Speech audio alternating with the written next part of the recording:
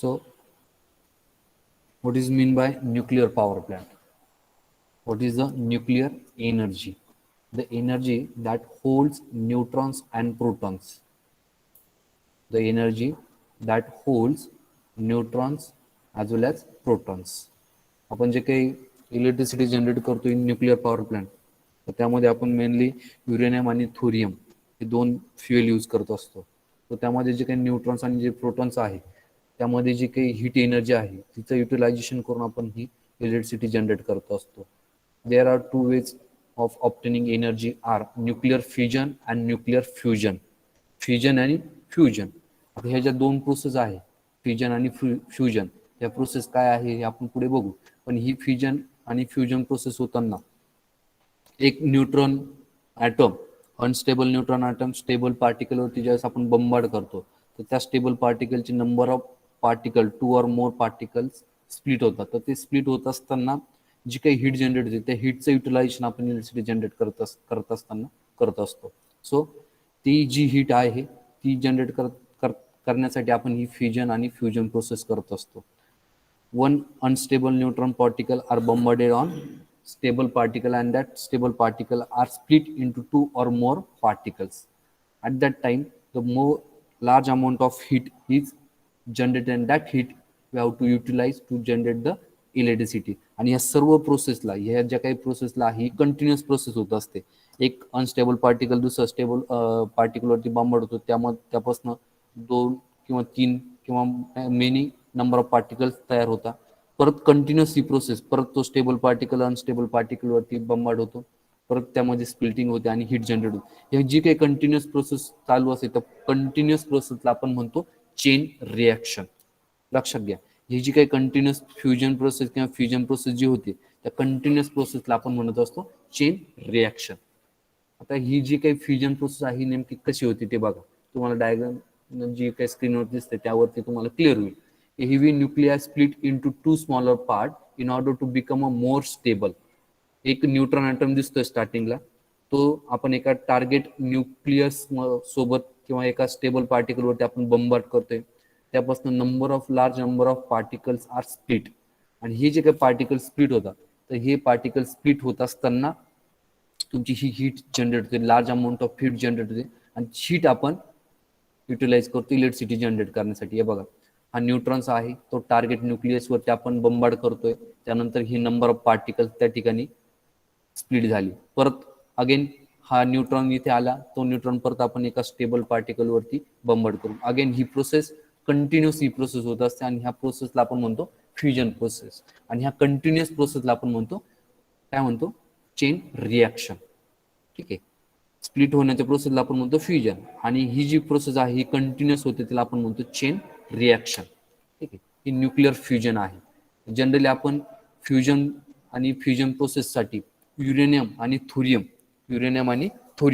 हे दोन जे काही फ्युएल आहे ते आपण जनरली यूज करत असतो. युरेनियममध्ये नॅचरल युरेनियम असेल, युरेनियम ऑक्साईड असेल, युरेनियम कार्बाईड असेल, त्यानंतर थोरियम.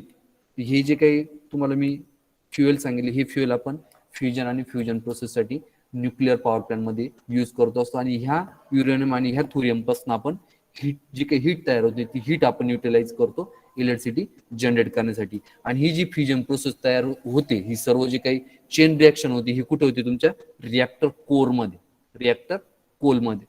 तर ही जी काही कोर आहे ही एक क्लोज व्हेसल असतं, एक क्लोज ड्रम टाईप असतं, जसं बॉयलर असतं त्या ज्यामध्ये कोल बर्न होतं. तशी ही फ्युजन प्रोसेस ज्या चेंबरमध्ये होते त्या चेंबरला आपण म्हणतो रिॲक्टर कोर. आता ज्यावेळेस आपण पुढे जाऊ डायग्राम मध्ये, ज्यावेळेस आपण बघू त्यावेळेस तुम्हाला समजेल की रिॲक्टर कोर काय असते आणि त्यामध्ये कुठलं फंक्शन होतं. ठीक. So nuclear fusion, light nuclei fuse together to form a heavy nuclei. फ्युजन म्हणजे एका एका पार्टिकल पासून नंबर ऑफ पार्टिकल स्प्लिट करणे म्हणजे फ्युजन. आणि फ्युजन म्हणजे कंबाईन करणे, number of small particle combine करणे आणि तो एक हेवी न्यूक्लिआय तयार करणे म्हणजे काय, फ्युजन. फ्युजन म्हणजे कंबाईन करणे आणि फ्युजन म्हणजे स्प्लिट करणे. लक्षात घ्या दोन्ही कन्सेप्ट, फ्युजन आणि fusion. So next point is site selection factors for nuclear power plant. ज्या पद्धतीने आपण हायड्रो पॉवर प्लॅन्ट इन्स्टॉल करत असताना त्यासाठी लागणारे जे काही सोर्सेस आहे, फ्युएल आहे किंवा त्यासाठी लागणारी जागा वगैरे ज्या आहे किंवा साईट कशी सिलेक्ट करतो, जी आपण साईट सिलेक्शन फॅक्टर्स आपण हायड्रो पॉवर प्लॅन्टसाठी ॲज वेल ॲज थर्मल पॉवर प्लॅन्टसाठी आपण जे बघितले होते, तर सेम जे काही फॅक्टर्स आहे ते सेम फॅक्टर्स आपल्याला यासाठी बघायचे आहे न्यूक्लिअर पॉवर प्लॅन्टसाठी. ठीक आहे. So first one is a availability of water. आता न्यूक्लिअर पॉवर प्लॅन्टमध्ये वॉटरचं काय फंक्शन आहे ते आपण बघू. A very large amount of water is required for steam formation and cooling purpose. ज्यावेळेस आपण फ्युजन प्रोसेस करतो, एक स्टेबल आणि अनस्टेबल पार्टिकल ज्यावेळेस आपण एकमेकांवरती बंबाड करतो, त्यापासून जी हीट तयार होते त्या हीटचं कन्व्हर्जन आपण स्टीम मध्ये करत असतो. लक्षात घ्या. आता त्या स्टीम मध्ये करत असताना आपल्याला ती हीट आपण कशाला देतो, वॉटरला, कूल वॉटरला, आणि त्या वॉटरपासून आपण स्टीम तयार करतो आणि ती स्टीम आपण मेकॅनिकल एनर्जी जनरेट करण्यासाठी यूज करतो. आणि ती मेकॅनिकल एनर्जी, तो जो टर्बाईनचा शाफ्ट आहे तो आपल्या अल्टरनेटर शाफ्ट आपण कपल केलेला असतो. सो ही स्टीम तयार करण्यासाठी जी हीट तयार होते त्या हीटचं कन्व्हर्जन स्टीम मध्ये करण्यासाठी आपल्याला वॉटरची रिक्वायरमेंट असते. So availability of water. So selection near river running through the year near any lake or better near sea. म्हणजे जवळपास वॉटरचं रिसोर्सेस जे आहे ते असणं गरजेचं आहे. अशा पद्धतीची साईट आपण सिलेक्ट करत असतो. Then second one is a transportation facility. आता ट्रान्सपोर्टेशन फॅसिलिटी आपल्याला माहिती आहे की आपल्याला मेन असेल, मटेरियल असेल, फ्युएल असेल, ट्रान्सपोर्ट करण्यासाठी आपल्याला गरजेचं आहे. तर constructing a nuclear plant is a major job for which different material equipments are to be transported to the plant place. This transportation of fuel is not a problem, which the problem is coal thermal power plant. आता nuclear power plant मध्ये जसं काही आपलं fuel जे आहे हा main problem नाही. तो आपण रोडवे जरी असेल तरी आपण ते न्यूक्लिअर फ्युएल ते आपण त्या साईटवरती नेऊ शकतो. पण मटेरियल हे असेल, मटेरियल असेल, इक्विपमेंट असतील, मशिनरीज असतील किंवा एम्प्लॉईज असतील, त्यावरती काम करणारे जे वर्कर्स असतील किंवा काही मशिनरीज असतील, तर त्यासाठी ट्रान्सपोर्टेशन फॅसिलिटी त्या ठिकाणी अवेलेबल पाहिजे, रोडवेज किंवा रेल्वेज. ठीक आहे. Distance from the population. Dome is provided in the plant not to allow the radioactive in the atmosphere near the plant. आता ज्यावेळेस ही फ्युजन प्रोसेस तयार होते किंवा ज्यावेळेस ही हीट जनरेट होते रिॲक्टर कोरमध्ये, तर त्यापासून जे रेडिओ ॲक्टिव्ह इलेमेंट्स तयार होतात, ज्या पद्धतीने कोल आपण बंद केल्याने त्या ॲश तयार होते, त्या पद्धतीने फ्युजन प्रोसेस होत असताना युरेनियम आणि थोरियम हे जे फ्युएल आहे हे आपण फ्युजन प्रोसेसमध्ये यूज केल्यानंतर त्यापासून रेडिओ ॲक्टिव्ह इलेमेंट्स तयार होतात. आणि ती इलेमेंट जे आहे, रेडिओ ॲक्टिव्ह इलेमेंट जे आहे ती ह्युमन बिंगसाठी हार्मफुल आहे. त्यापासून डिसीज तयार होतात, काही आजार जडतात. तर ते जे dangerous is a public health. So पूर्ण जो प्लांट आहे किंवा जो रिएक्टर कोर आहे त्याला एक डोम तयार केलेला असतो, त्याला प्रोटेक्शन दिलं असतं, जेणेकरून जे रेडिओ ॲक्टिव्ह इलिमेंट्स आहेत त्या ॲटमॉस्फिअरमध्ये स्प्लिट होणार नाही. Even then is precaution measure the plant should located at the regional distance from populated area. तर डोमची फॅसिलिटी आपण तर त्या रिएक्टर कोरला दिलेली असतेच, परंतु जे काही प्लांट लोकेट करतो तो away from the populated area, जेणेकरून जे रेडिओ ॲक्टिव्ह इलिमेंट्स आहेत ते पब्लिक हेल्थसाठी काही मॅटर करणार नाही. तर त्यासाठी आपण हे जे काही प्लांट आहे तो away from the populated area आपण त्या ठिकाणी इन्स्टॉल करत असतो. Load centre. To minimise the cost of transmission distribution of power lines, the ideal way to locate the plant at the centre of load. प्रोटेक्शनसाठी, पॉप्युलेशनसाठी harmful radio active elements आहे त्यामुळे आपण लांब तर इन्स्टॉल करतो, पण इतकं पण लांब नाही झालं पाहिजे की लोड सेंटरपासून की आपल्याला ट्रान्समिशन आणि डिस्ट्रीब्युशन कॉस्ट आहे ती आपली इन्क्रीज होईल. So it is located near to the load centre. Land quality. The main equipment in the plant is reactor. मी आता मगाशी सांगितलं की रिॲक्टर कोरमध्ये आपली फ्युजन प्रोसेस होत असते. सो रिॲक्टर हा मेन कॉम्पोनंट आहे nuclear power plant, which are very heavy and strong. To support such a machinery the land must be very strong. हे जे काही आहे, हे जे रिॲक्टर कोर आहे किंवा टर्बाईन आहे, अल्टरनेटर आहे, हे त्या प्लांटमध्ये इन्स्टॉल करत असताना आपल्याला फाउंडेशनची नेसेसिटी असते. फाउंडेशन गरजेचं असतं. तर foundation depends on your land quality. लँडची क्वालिटी कशी असते त्यावरती आपलं फाउंडेशन डिपेंड असतं. सो लँडची जी क्वालिटी आहे ती सुद्धा आपण साईट सिलेक्ट करत असताना मॅटर करत असते. सो हा एक फॅक्टर आहे land quality. Then next one is a site to be avoided. आता ही जी काही साईट आहे तर ती अवॉइडेड, कुठली साईट आपण अवॉइडेड करतो असतो की हॉस्पिटल जवळ असेल किंवा स्कूल असेल, कॉलेज असेल किंवा केमिकल इंडस्ट्रीज असतील किंवा काही गव्हर्नमेंट ऑफिसेस असतील किंवा ऑइल रिफिनरी कंपनीज असतील, तर अशा कंपनीच्या शेजारी किंवा अशा लोकेशनच्या शेजारी हॉस्पिटल, स्कूल, कॉलेजेस किंवा केमिकल इंडस्ट्री, तर अशा ठिकाणी आपण हा न्यूक्लिअर पॉवर प्लॅन्ट इन्स्टॉल करत नाही. त्यापासून डिस्टन्स आपण मेंटेन करत असतो, जेणेकरून मगाशी सांगितलं की त्यामध्ये जे काही रेडिओ एलिमेंट तयार होतात ते हार्मफुल असतात. आणि हा जो काही पार्ट आहे स्कूल, कॉलेजेस, हॉस्पिटल, इंडस्ट्रीज, हा पब्लिक एरिया आहे. तर त्यांना जे रेडिओ ॲक्टिव्ह एलिमेंट्स ते हार्मफुल ठरू नये यासाठी आपण site to be avoided away from the hospital, school, colleges, chemical industries, PWD works, त्यानंतर ऑइल रिफिनरीज कंपनी, तर ह्या लोकेशनपासून आपण हा न्यूक्लिअर पॉवर प्लॅन्ट लांब ठेवत असतो. तर तो एक फॅक्टर आहे साईट सिलेक्शन फॅक्टर्समध्ये. Then last one is a last and most important factor is availability of space for disposal of waste. ज्या पद्धतीने थर्मल पॉवर प्लॅन्टमध्ये कोल आहे, तर त्यावेळेस जो काही सॉलिड ॲश असेल, त्यानंतर गॅसेस फॉर्ममधली जी ॲश असेल ती डिस्पोज करण्याची जी काही फॅसिलिटी आहे ती आपण कन्सिडर करत असतो. परंतु त्याच पद्धतीने न्यूक्लिअर पॉवर प्लॅन्टमध्ये तुम्हाला सांगितलं की ज्यावेळेस फ्युजन आणि फ्युजन प्रोसेस होते, युरेनियम आणि थोरियम पार्टिकलपासून ज्यावेळेस आपण हीट जनरेट करत असतो, तर ते हीट जनरेट होत असताना रेडिओ ॲक्टिव्ह इलेमेंट तयार होतात आणि ते रेडिओ ॲक्टिव्ह इलेमेंट्स हे डिस्पोज करण्याची फॅसिलिटी त्या ठिकाणी, सफिशियंट स्पेस त्या ठिकाणी आपल्याला जागेवरती अवेलेबल झाला पाहिजे. तर तो फॅक्टर आपण मेन कन्सिडर करत असतो.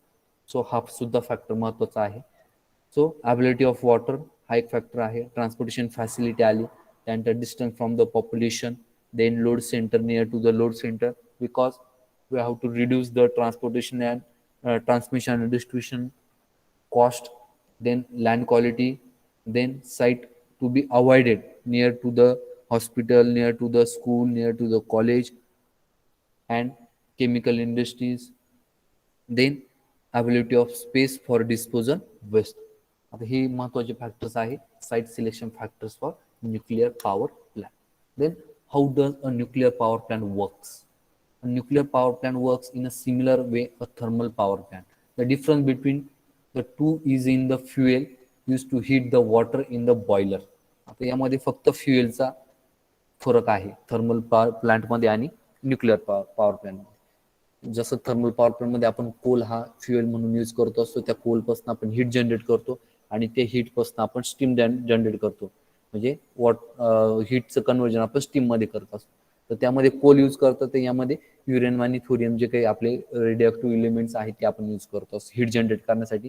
त्या हीटचं परत आपण कन्वर्जन स्टीममध्ये करतो बाय युझिंग वॉटर, आणि त्या स्टीमचं कन्वर्जन आपण मग इलेक्ट्रिसिटी जनरेट करण्यासाठी करत असतो. ठीक आहे, तर यामध्ये डिफरन्स फक्त एकच आहे की त्यामध्ये आपण कोल यूज करत होतो, यामध्ये रेडिओ ॲक्टिव्ह एलिमेंट्स आहे. कुठले एलिमेंट्स? युरेनियम आणि thorium. Inside a nuclear power station, energy is released by nuclear fusion in the core of the reactor. जी काही एनर्जी रिलीज होते किंवा जी हीट जनरेट होते ती कुठे होते? तुमच्या रिॲक्टर कोरमध्ये. म्हणजे फ्युजन प्रोसेस कुठे होते तुमची? त्या रिॲक्टर कोरमध्ये. ठीक आहे. 1 kg of uranium can produce as much energy as the burning of 4,500 tons of high grade variety of coal or 2,000 tons of oil.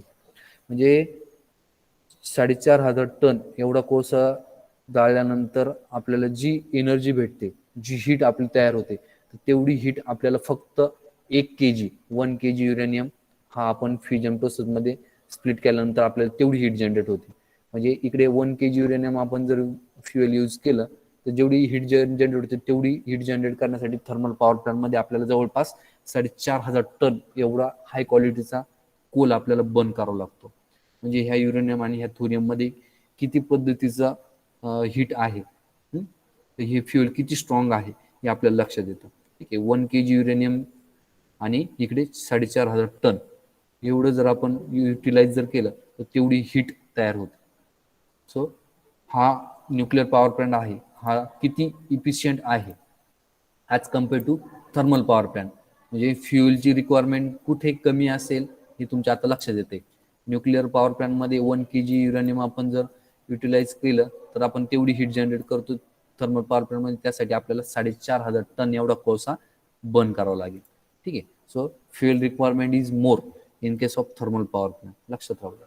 हा एक ॲडव्हान्टेज आहे न्यूक्लिअर पॉवर प्लांटचा, की कमी फ्युएलमध्ये आपण जास्त इलेक्ट्रिसिटी जनरेट करू शकतो.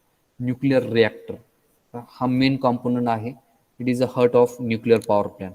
ठीक आहे. ही जी सर्व प्रोसेस तयार होते किंवा हीट जी जनरेट होते ती कुठे होते तुमच्या ह्या रिॲक्टर कोरमध्ये. A device in which nuclear chain reaction are initially control and sustain at a steady rate. Principal parts म्हणजे यामध्ये पार्ट्स कोणकोणते मेन कोर, रिॲक्टर कोर आपण ज्याला म्हणतो. मॉडरेटर आहे. आता ही मॉडरेटर कशासाठी यूज होतं, जी काही चेन रिॲक्शन कंटिन्युअस होत असते तर त्या चेन रिॲक्शन वरती कंट्रोल करण्यासाठी मॉडरेटर आणि कंट्रोल रॉड असतात. कुलंट्स, त्यानंतर कुलंट कशासाठी असं, जी स्टीम आपण तयार करतो त्या स्टीमला आपण परत कूल करून ते वॉटर परत आपण रियूज मध्ये आणतो तर कुलंट. त्यानंतर फ्युएल, युरेनियम आणि थोरियम, रेडिएशन शीट. ठीक आहे. तर हे एवढे मेन पार्ट आहे. आता ही सिंपल लेआउट आहे न्यूक्लिअर पॉवर प्लांटची. यामध्ये मेन जो कॉम्पोनंट तुम्हाला दिसतो आहे हा आहे तुमचा रिॲक्टर कोर. हा रिॲक्टर कोर आहे तुमचा. त्यानंतर ह्या रिॲक्टर कोरमध्ये तुमचं बघा फ्युएल रॉड आहे. या फ्युएल रॉडमध्ये तुमचं युरेनियम आणि थोरियम असतं. ठीक आहे. यामध्ये ही चेन रिॲक्शन होते. चेन रिॲक्शन म्हणजे फ्युजन प्रोसेस होते. फ्युजन प्रोसेस मस्त जी हीट तयार होते तिचं युटिलायझेशन आपण स्टीममध्ये करतो. इथे आहे बघा वॉटर, इकडे वॉटर इनलेट आहे, एका साईडला वॉटर आउटलेट आहे. म्हणजे हीट जाते आपल्या ह्या इनलेटला आणि आउटलेटला. तर ह्या वॉटरचं कन्वर्जन आपण स्टीममध्ये करतो. ही स्टीम जाते तुमच्या स्टीम टर्बाईनला. Steam turbine mechanical energy generate करतं म्हणजे रोटेशनमध्ये. आणि ह्या मेकॅनिकल एनर्जी किंवा ह्या स्टीम टर्बाईनचा जो शाफ्ट आहे तो आपण अल्टरनेटर शाफ्टशी कपल केलेला असतो. And then alternator is convert mechanical energy into electrical energy. ही सिंपल लेआउट आहे न्यूक्लिअर पॉवर प्लांटची. हे पूर्ण जे चेंबर दिसतंय पूर्ण याला आपण रिॲक्टर कोर म्हणतो. ठीक आहे. या रिॲक्टर कोरमध्ये काय काय असतं बघा. फ्युएल रॉड असतं म्हणजे युरेनियम आणि थोरियमचे रॉड्स असतात. यामध्ये फ्युजन प्रोसेस होते, त्यापासून हीट जनरेट होते. ती हीट आपण युटिलाइज करतो स्टीम तयार करण्यासाठी आणि ही स्टीम जाते तुमच्या स्टीम टर्बाईनला. ठीक आहे. स्टीम टर्बाईन रोटेट होतं, मेकॅनिकल एनर्जी जनरेट होते आणि ती मेकॅनिकल एनर्जी आपण युटिलाइज करतो इलेक्ट्रिकल एनर्जी जनरेट करण्यासाठी by using alternator. Right. So आता टर्बाईन आणि अल्टरनेटरचं फंक्शन तुम्हाला माहिती आहे की alternator is a mechanical device which convert steam energy into mechanical energy. Right. Then alternator or generator, it is a electrical device which convert mechanical energy into electrical energy in the form of three-phase AC supply, right? And after passing through the steam from the steam turbine, the excess steam is flow through the that condenser, and condenser is condense that steam and it's convert into water form. It's again convert into water form. ठीक आहे. मग ते water परत आपण steam तयार करण्यासाठी आपण utilise करू शकतो. परत एकदा मी ही जी डायग्राम आहे ती एक्सप्लेन करतोय बघा. हा जो मोठा चेंबर दिसतोय हा आहे तुमचा रिॲक्टर कोर. ही काय आहे, रिॲक्टर कोर. तर ह्या रिॲक्टर कोर मध्ये हे तुमचं फ्युएल रॉड आहे. फ्युएल रॉड कसले असतात, युरेनियम आणि थोरियमचे.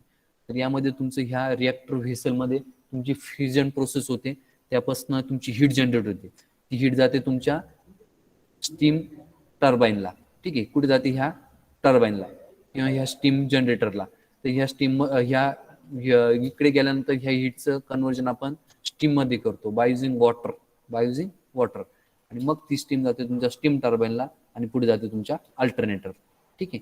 आणि त्यानंतर उरलेली जी स्टीम आहे ती जाते तुमच्या कंडेन्सरला. कंडेन्सरमध्ये तुमच्या त्या स्टीमचं टेम्परेचर परत डाऊन केलं जातं, कूल केलं जातं. तिचं कन्वर्जन परत वॉटर फॉर्ममध्ये होतं आणि परत ते वॉटर आपण युटिलाइज करतो स्टीम तयार करण्यासाठी. ठीक आहे. अशा पद्धतीची तुमची लेआउट आहे nuclear power plant. Then the nuclear power plant in India. Nuclear power is the fourth largest source of the nuclear power is the fourth largest source of electricity in India. ठीक आहे.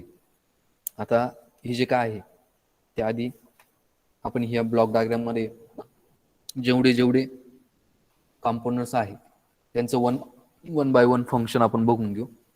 First one is a reactor core, atomic fusion to produce heat. Reactor कोरमध्ये काय होते, fusion process होते आणि त्यापासून heat generate होते. Then heat exchanger.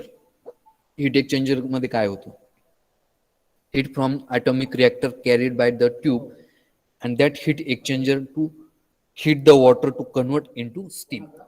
ही जे आहे हे तुमचं हीट एक्सचेंजर आहे. यामध्ये तुमची हीट येते आणि ह्या हीटचं कन्व्हर्जन स्टीम मध्ये करण्यासाठी ही हीट एक्सचेंजर आपण यूज करतो असतो. Then filter for filtration purpose. त्यानंतर turbine, high pressure steam drive the turbine which produce mechanical power to run the alternator. ठीक आहे, म्हणजे ही जी स्टीम तयार होते ती कुठे जाते, तुमच्या टर्बाईनला, स्टीम टर्बाईनला. आणि ते स्टीम टर्बाईन काय करतं, तुमची ही जी काही स्टीम आहे तिचं कन्व्हर्जन मेकॅनिकल एनर्जीमध्ये करतं. ठीक आहे. त्यानंतर कंडेन्सर. कंडेन्सरचं काय function, the outlet steam from the turbine after expansion is condense in a condenser and by cooling it forms water to be fed back to the heat exchanger.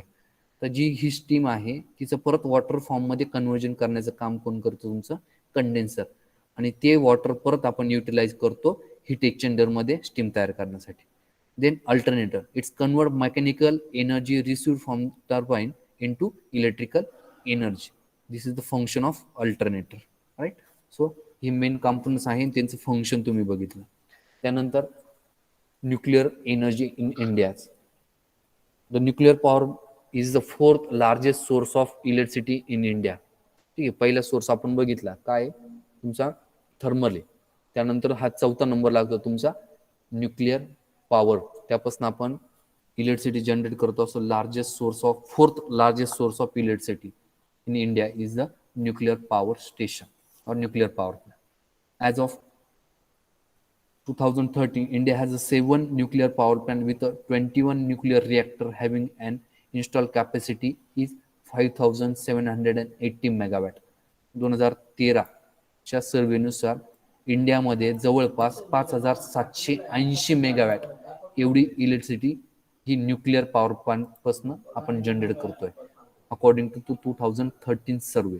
ठीक आहे, जवळपास 7 nuclear power plant आहे आणि त्यापासून आपण 5780 megawatt एवढं generation करतो.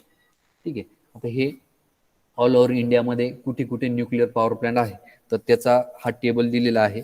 इंडियामध्ये कुठे कुठे आहे तर ते आपण बघणार आहोतच, पण ऑल ओव्हर इंडियामध्ये कुठे आहे ते आपण बघतोय आणि महाराष्ट्रामध्ये कुठे आहे तर ते आपण बघणारच आहे. ठीक आहे. तर फर्स्ट वन इज उत्तर प्रदेशमध्ये आहे नारोरा ॲटॉमिक पॉवर स्टेशन. तर त्यामध्ये जवळपास 440 मेगावॅट एवढी इलेक्ट्रिसिटी जनरेट होते बाय न्यूक्लिअर पॉवर प्लांट. कुठे आहे तो उत्तर प्रदेशमध्ये नारोरा ह्या लोकेशनमध्ये. त्यानंतर राजस्थान ॲटॉमिक पॉवर स्टेशन राजस्थानमध्ये आहे, तर तिथे जवळपास 1180 मेगावॅट एवढं जनरेशन होतं. तारापूर ॲटॉमिक पॉवर स्टेशन, आता हे महाराष्ट्रामध्ये आहे तारापूर. ठीक आहे, तारापूर ही डिस्ट्रिक्ट आहे, त्यामध्ये हा प्लांट आहे. जवळपास 1400 मेगावॅट एवढं जनरेशन होतं महाराष्ट्रामध्ये तारापूर सेंटरमध्ये. त्यानंतर गुजरातमध्ये काकरपर ॲटॉमिक पॉवर स्टेशन गुजरातमध्ये आहे, जवळपास 440 मेगावॅट एवढं जनरेशन होतं. त्यानंतर तामिळनाडूमध्ये आहे, तर त्यामध्ये जनरेशन तामिळनाडूचं जवळपास माझ्या अंदाजे 740 मेगावॅट असं काहीतरी जनरेशन आहे तामिळनाडूमध्ये. दोघं मिळून हे दोन जे पॉवर प्लॅन्ट दिसते मद्रास आणि हा न्यूक्लिअर पॉवर प्लॅन्ट तामिळनाडूचा, या दोघं मिळून 740 मेगावॅट आहे. नंतर पुढचं आहे कर्नाटकमध्ये कायगा न्यूक्लिअर पॉवर स्टेशन, तिथे जवळपास 660 मेगावॅट एवढं जनरेशन होतं कर्नाटकमध्ये बायोजिन nuclear power plant. Madras atomic power station आहे तामिळनाडूमध्ये, तर तिथे जवळपास 440 मेगावॅट आहे. ठीक आहे, हे झाले ऑल ओव्हर इंडियामध्ये. महाराष्ट्रात जर बघायला जर गेलं तर तुमचं तारापूर स्टेशन आहे, तर तिथे जवळपास 2 युनिट आहे, सॉरी 4 युनिट आहे. Unit number 1, unit number 2, unit number 3, unit number 4. तर सर्व मिळून टोटल कॅपॅसिटी आहे 1400 मेगावॅट. तारापूर ॲटॉमिक पॉवर स्टेशनची पूर्ण जी काही कॅपॅसिटी आहे ती आहे 1400 मेगावॅट एवढी तारापूर ॲटॉमिक पॉवर स्टेशनची जनरेशनची कॅपॅसिटी आहे. हवं तर कुठेतरी नोट करून घ्या. महाराष्ट्रामध्ये जे तारापूर ॲटॉमिक पॉवर स्टेशन आहे तर त्याचं टोटल इन्स्टॉल कॅपॅसिटी आहे किंवा टोटल जनरेटिंग कॅपॅसिटी आहे 1400 मेगावॅट. 4 युनिट आहे, म्हणजे 4 रिॲक्टर कोर असतील, लक्षात घ्या. ज्या पद्धतीने आपण हायड्रो पॉवर प्लांट मध्ये बघितलं ना 2 टर्बाईन, ठीक आहे, तर यामध्ये रिॲक्टर कोर 4 असतील आणि त्यापासून आपण टोटल जनरेशन करतोय 1400 मेगावॅट. ठीक. हे जवळपास 6-7 न्यूक्लिअर पॉवर प्लांट आहे ऑल ओव्हर इंडियामध्ये. आणि आता 3 जे पॉवर प्लांट आहे ते अंडर कन्स्ट्रक्शन मध्ये आहे, ज्यापासून आता त्या ठिकाणी आता कन्स्ट्रक्शन चालू आहे न्यूक्लिअर पॉवर प्लांटचं. त्यापैकी एक आहे कायगा, म्हणजे तुम्हाला मी आता सांगितलं कायगा, कर्नाटका. ठीक आहे. त्यामध्ये जवळपास 220 मेगावॅटचं पॉवर प्लांट इन्स्टॉल होतो आहे. Construction is ongoing. देन राजस्थानमध्ये एक पॉवर प्लांट कन्स्ट्रक्शनमध्ये आहे, त्यामध्ये जवळपास 440 मेगावॅट एवढं जनरेशन होणार आहे. त्यानंतर एक तामिळनाडूमध्ये आहे, त्यामध्ये जवळपास 2000 मेगावॅट एवढं जनरेशन होणार आहे. आता ही जी 3 प्लांट सांगितली अंडर कन्स्ट्रक्शनमध्ये आहे. ठीक आहे. हे प्लांट अजून वर्किंगमध्ये नाही आहे, अंडर कन्स्ट्रक्शनमध्ये आहे. 220 मेगावॅट कर्नाटका, 440 मेगावॅट राजस्थान, त्यानंतर 2000 मेगावॅट तामिळनाडू. ठीक आहे. आता एवढे पॉवर प्लांट लक्षात राहणं पॉसिबल नाही, तर फक्त आपला जो तारापूर ॲटॉमिक पॉवर स्टेशन जे आहे ना महाराष्ट्रामध्ये, तर तिथे टोटल जनरेशन आहे 1400 मेगावॅट, एवढं लक्षात राहू दे. आता ह्या याच्यावरती तुम्हाला मॅपवरती दिलेलं आहे कुठे कुठे तुमचं हे न्यूक्लिअर पॉवर प्लांट्स आहे. पोखरण, त्यानंतर Rajasthan atomic power station, Narora nuclear reactor, Kakrapar atomic power station, Tarapur nuclear power station, Kaiga atomic power station, त्यानंतर हा तुमचा तामिळनाडूमधला आहे कल्पेंकम न्यूक्लिअर पॉवर स्टेशन. आता हे जेवढे पॉवर प्लांट इन्स्टॉल आहे ना, तर तुम्ही जर बघितलं तर यांच्या सर्व पॉवर प्लांटच्या जवळ वॉटर रिसोर्सेस अवेलेबल आहे. Huge amount of water resources is available near to that nuclear power plant. Tarapur पण जो पॉवर प्लांट आहे त्याच्या शेजारी तुमचा अरबी समुद्र आहे, तर जवळपास वॉटर रिसोर्सेस तिथं मुबलक प्रमाणात आपल्याला वॉटर रिसोर्स सुद्धा अवेलेबल आहे. ठीक आहे. The advantages of nuclear power plant: it having a low green house gas emission, powerful and efficient. तुम्हाला मी मागाशी सांगितलं जवळपास 4500 टन एवढा कोळसा झाल्यानंतर जेवढी हीट जनरेट होते तेवढी फक्त आपण 1 kg युरेनियम आपण यूज केल्यानंतर आपण तेवढी हीट जनरेट करू शकतो. So it is powerful and more efficient. ठीक आहे. इफिशियन्सी ही न्यूक्लिअर पॉवर प्लांटची जास्त आहे. Reliable, it is reliable compared to other power plant. Then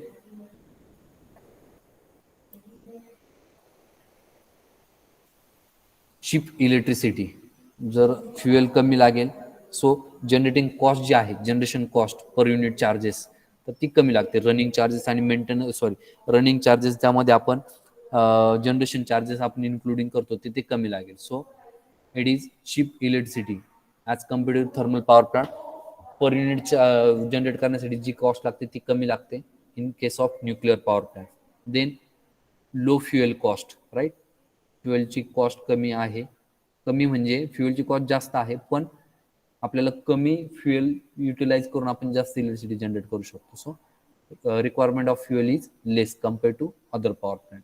easy transportation, जसं कोल आपल्याला एवढा huge amount of coal is required for generation of electricity, but in case of nuclear power plant there is a requirement of fuel is very less. So transportation facility हा जो काही part आहे तो सुद्धा आपल्याला जो काय आहे तो कमी लागतो. ठीक आहे. किंवा ट्रान्सपोर्टेशन कॉस्ट सुद्धा कमी लागतो. देन द डिसएडव्हान्टेज, तर most important disadvantage radioactive waste. ज्यावेळेस आपण फ्युजन आणि फ्युजन प्रोसेस करतो असतो, हीट जनरेट करत असतो, त्यावेळी जे रेडिओ ॲक्टिव्ह इलिमेंट तयार होतात तर तेचं युटिलायझेशन किंवा त्यांचं जे काही सोय आहे किंवा आपण त्याची डिस्पोजल फॅसिलिटी म्हणतो, तो मेन यावरती एक मोठा डिसएडव्हान्टेज आहे की तो आपल्याला त्या प्लांटमध्ये त्याचं युटिलायझेशन कसं करायचं हा मेन चॅलेंज आहे. न्यूक्लिअर ॲक्सिडेंट, ज्यावेळेस फ्युजन आणि फ्युजन प्रोसेस होते, हीट जनरेट होते, त्यावेळेस ॲक्सिडेंट सुद्धा बऱ्याच वेळेस होतात त्या न्यूक्लिअर पॉवर प्लांटमध्ये. सो न्यूक्लिअर ॲक्सिडेंट सुद्धा हा मोठा डिसएडव्हान्टेज आहे. हाय कॉस्ट, फ्युएलची कॉस्ट जास्त आहे. Major impact on human life, त्याचं जे काही हार्मफुल आहे, रेडिओ ॲक्टिव्ह एलिमेंट जे आहे ते ह्युमन बॉडीसाठी हार्मफुल आहे. आता ही जे पिक्चर तुमच्या समोर दिसतं आहे, तर काय होतं ज्यावेळेस ही फ्युजन प्रोसेस होते, जे रेडिओ ॲक्टिव्ह एलिमेंट्स होतात, तर तुम्हाला मी सांगितलं की हे बॉडीवरती इम्पॅक्ट करतात, ह्युमन बॉडीला हार्मफुल आहे. तर हे न्यूक्लिअर पॉवर प्लांटच्या शेजारी जर पॉप्युलेटेड एरिया असेल तर त्यापासून जे ॲटॉमिक जे काही रेडिओ ॲक्टिव्ह एलिमेंट्स ॲटमॉस्फिअरमध्ये स्प्लिट होता, तर त्यापासून हे जे तुम्हाला पिक्चर दिसत आहे त्या पिक्चरवरून तुम्हाला क्लिअर होईल की ह्युमन बॉडीवरती त्याचा काय इम्पॅक्ट होतो. अशा पद्धतीचे इम्पॅक्ट ह्या जे काही आपले रेडिओ ॲक्टिव्ह एलिमेंट्स आहे, अशा पद्धतीचे इम्पॅक्ट त्या बॉडीवरती होऊ शकतात. त्याची पिक्चर तुमच्या स्क्रीनवरती दिसत आहे. It is visible all of you? Yes, Yes, sir. sir. Yes, sir. Okay. Yes, sir.